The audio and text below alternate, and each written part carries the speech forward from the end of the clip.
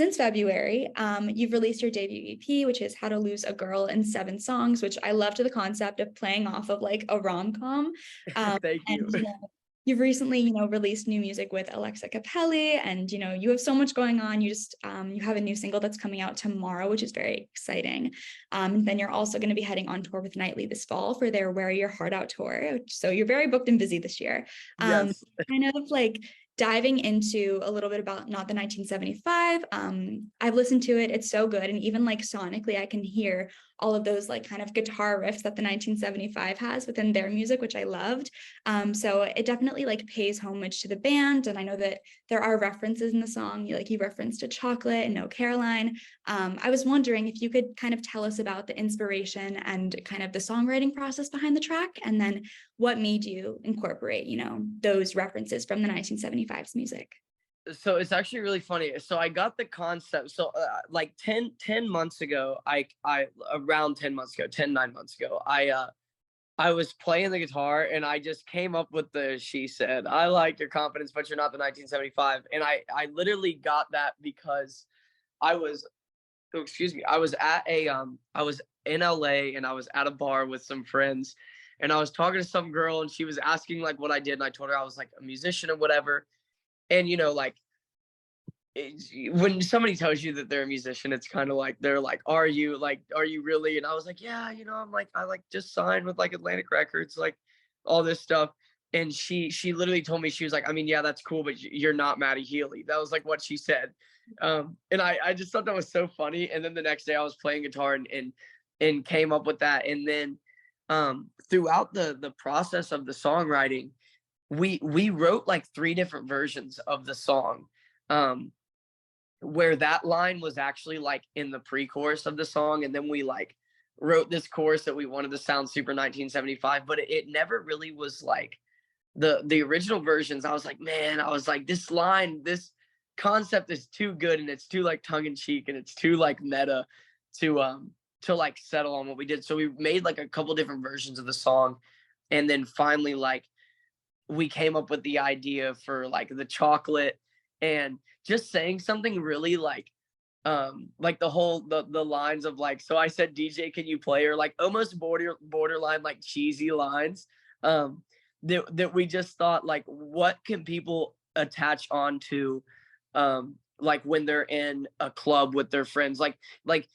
everybody, if you're in a club with your friends and Shut Up and Dance by Walk the Moon comes on, like everyone is singing Shut Up and Dance with me. Like, and it's like those kind of lines that are almost like, they're almost so simple, and so, yeah. And then once we decided that the 1975 line was going to be the concept of the song, we were just like, dude, let's just like slam it with all these references. And if that's the thing that I love about it, is like some people don't even know who the 1975 is.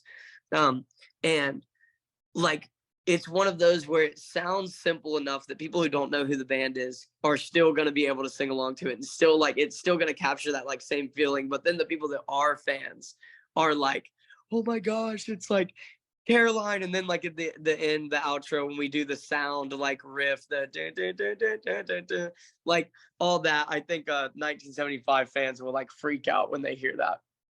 Yeah, absolutely. I'm a fan of them. And when I heard that, I was like, that is so influenced by their music as well. And Yeah, obviously that interaction in LA definitely came in handy when it came to your music as well. for But sure. yeah, so you did release an EP, your debut EP, back in February. I kind of wanted to know, is Not the 1975 kind of like sort of a continuation of like the EP and kind of the era of that like EP, or is the single its own individual and like distinct concept, would you say? I mean, conceptually, I would say it's kind of in its own lane in a way. I think we've kind of like, when it comes to like lyrical concept and like, the project concept, I think we're kind of moving away from that. But what I really do love about it is that I think it's a perfect song where, like so I have another project that's going to be coming out soon that I'm super excited to like start talking about and stuff. And there's a lot of songs where, like I feel like I've kind of found myself where people kind of sometimes classify me as like a scene artist, and like I'm a punk rock kid and whatever. And I never grew up like, I was never a scene kid or anything like that. Like, not that hardcore. Like, I liked Fall Out Boy and All American Rejects and things, but I always grew up like, my favorite artists are Ed Sheeran and Lauv and people like that. Um and so I think this song is a really good transition of like, it still feels like a song that could be like sonically on How to Lose a Girl in 7 Songs, but it's also like poppier in a way where it kind of like, it's a good transition of like, yeah, here are all these loud electric guitars and big drums, but it really does like, I think it's kind of like foreshadowing where we're going sonically. Cause I really do. I feel like on this next kind of project, we're really pushing the boundaries of like what I think I'm capable of, if that makes sense.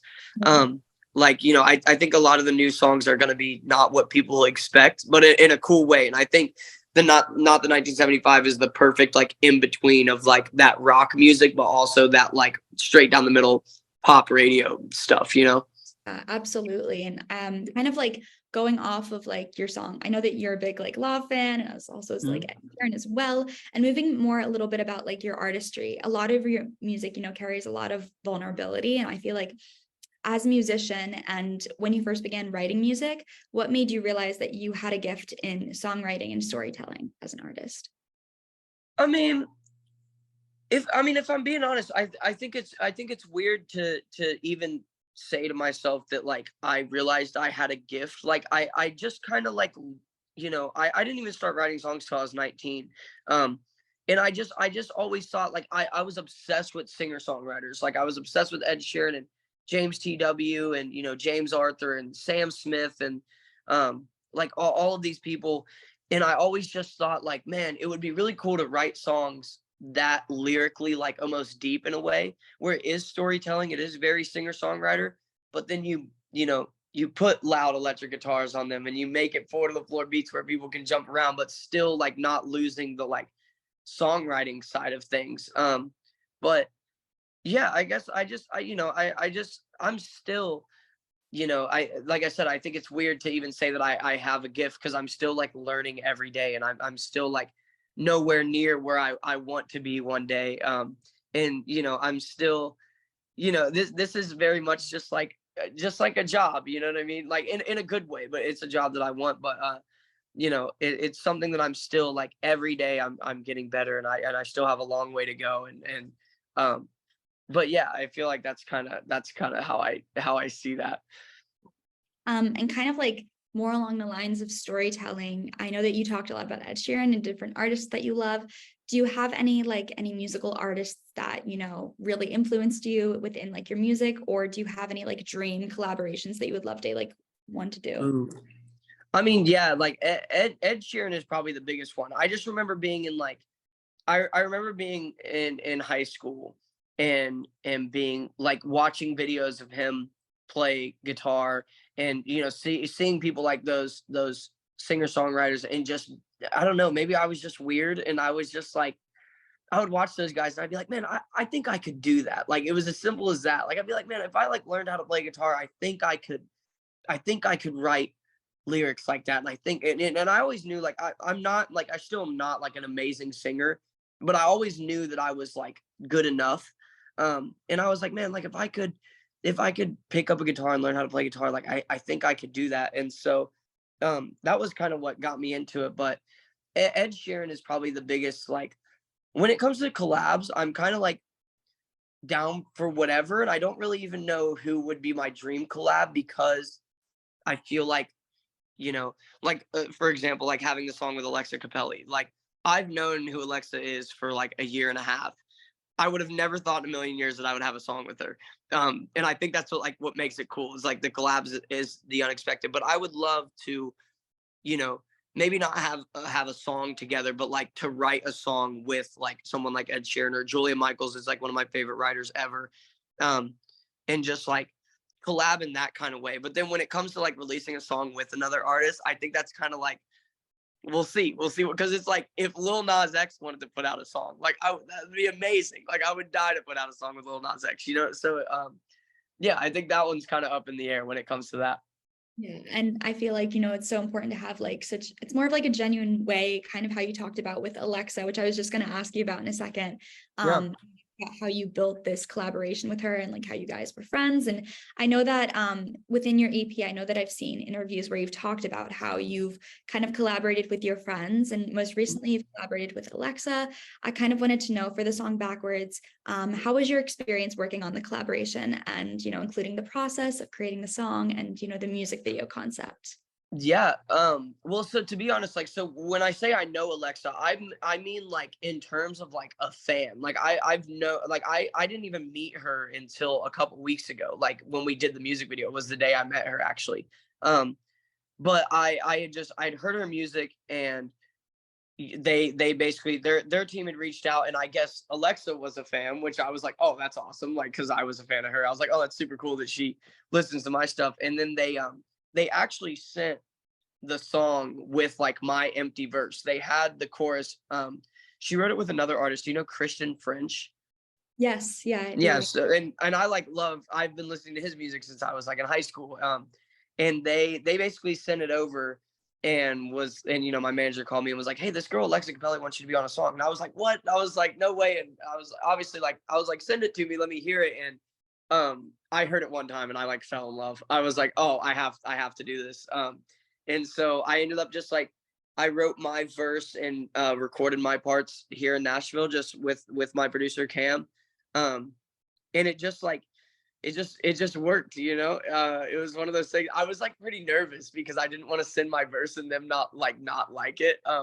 So it was the first time I had really done a collaboration like that. But Alexa and her team are just amazing, and shooting the music video was so much fun. That was my first music video I've ever shot like proper.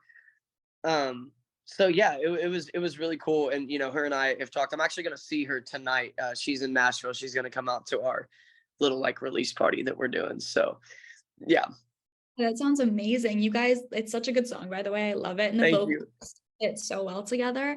And kind of, I guess, diving into a little bit more about your upcoming plans. Obviously, you're going to be on tour with Nightly this fall, and hopefully, you'll be singing NYC at the New York City show. Yeah, How are you feeling about like bringing your EP to life on stage for fans and audiences who have resonated with your music so much?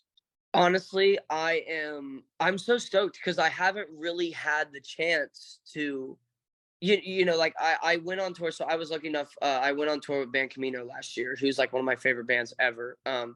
So and now I get to like call them my friends. It's so weird. I'm like so grateful. I love those guys. But when I went out with them, I only had like two singles out. And then we had a couple tour opportunities that came up, but like a couple things just fell through. So I haven't really even been able to see like how the project has affected people. Like I haven't really been able to see it in person. I got to do one headline show that was like amazing. I mean, we sold it out in like literally 10 minutes. Like everybody knew every word when they showed up. So that was cool. And so I'm excited to go out and really like I've been telling like I've told the label, I've told my managers, I've told my mom, like I still don't think that How to Lose a Girl has had its full like life yet. Um and I think that it will this fall. And it'll just be cool because like I said, we have another project that's coming out soon. Um that's another 7 songs. And so now we're just gonna have a whole new thing. But I really do think that like those songs, especially NYC, Hate My Guts and Porch Lights, like I don't think that they've had their moment in the sun yet. And so I'm very excited to go out there and be like, hey, like I know you guys know Sneakers. I know you guys know, these other songs that are somewhat bigger, but like there are these other songs that kind of got left behind that I know that deserve the love that these other songs have. And so I'm super excited to get out there and play them for people. Yeah, it'll be so awesome to like finally hear and like see those songs like come to life on stage as well. Mm-hmm. Do you have any like dream venues that you would love to headline at one day, or any like milestones of that sort? Oh yeah. Definitely the Ryman here in Nashville is a big one that I want to do. I get to do in Columbus, Ohio. So I'm from Dayton. So in Columbus, there's a venue called Newport Music Hall that I've seen some of my favorite bands at. I got to actually open for a band there last year, and it was really cool. But like, it was for a band where the demographic wasn't really for me, so nobody really knew who I was. And I think definitely on this nightly tour, I think that's going to be different. But that's a venue that I would love to headline. And Irving Plaza in New York, I got to headline that one day. So yeah, and then if I'm being honest, like I hope in 2 years, like maybe one day we'll be at Madison Square Garden or Bridgestone Arena here in Nashville, and depending on how crazy this thing can get. But I really do believe that after a couple more of these songs, like I think we have a chance to like really do something special that I'm super stoked to finally show the world what we're like really capable of. Absolutely. I feel like Irving Plaza would be such a good show as well. And like those venues, I love that. 100%. And then kind of to wrap up the interview, my last question is, as you're about to go on tour and as you've been releasing more music, what are you looking forward to the most on this tour and kind of throughout the year with your music? I And mean, releases as well. yeah. Honestly, if I'm being 100% honest, it's to be out on the road, and it's to like, I want to meet everybody. Like I want to stay after the shows, and I want to take pictures with everybody. And I really just want to like, I want to hug these people and tell them thank you. Like I literally get to wake up and live my like dream that I've thought about since I was, 17 years old. Like, I literally my dream as a child is literally a reality, and it is nothing without the people that wake up every day and turn these songs on. And so like I don't know. I feel like I know some artists that I feel like that kind of take that side of things for granted. And don't want to stay. It's like, dude, I'll stay 3 hours after every show if that's what it takes to meet everybody. If that many people want to meet me, and like, and just truthfully like tell people thanks, and like, just show them how much I appreciate them, because like I said, I mean, like I live in my favorite city in the world. Like I get to, like, my job is I get to go and sit in a studio with my two best friends and like make music, and like that's like my job, and that is just something that I won't ever take for granted, and that I want people to know just how like thankful I am to be in this position. Oh, absolutely, especially, because you're going to be meeting, faces that you've seen on social media, and it'll be so nice finally meeting them in person and, feeling the energy from your fans. 100%. 100%. Thank you so much. That kind of wraps up the interview, but yeah, thank you so Heck much. yeah. Well, dude, thanks. It was so good to meet you. I appreciate it. Hopefully we can do it again sometime. Yeah, absolutely. Thank you. Yep.